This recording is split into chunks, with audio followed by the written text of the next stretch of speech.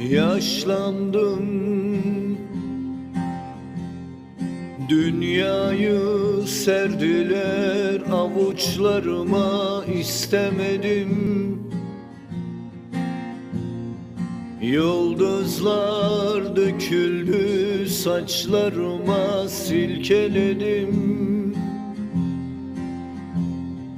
Yalnızdım,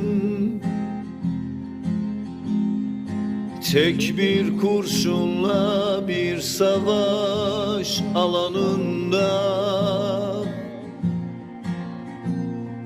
Ben de kendimi öldürdüm onunla.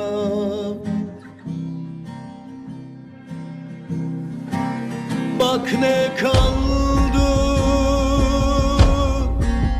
ellerimde, hiçbir şey yok yüreğimde. Her şey bomboş, yok gözümde. Kapkaranlık her günüm.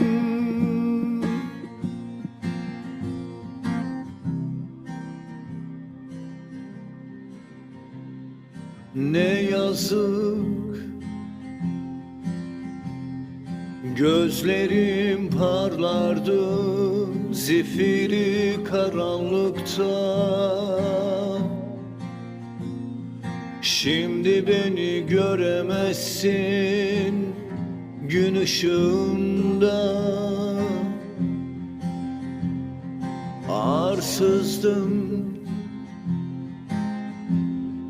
hiç yarın yokmuş gibi bir inançla.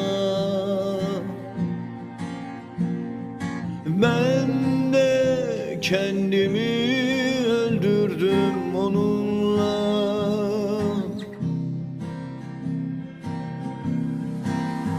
Bak ne kaldı ellerimde, hiçbir şey yok yüreğimde. Bak ne kaldı ellerimde, hiçbir şey yok yüreğimde. Her şey bomboş, yok gözümde. Kapkaranlık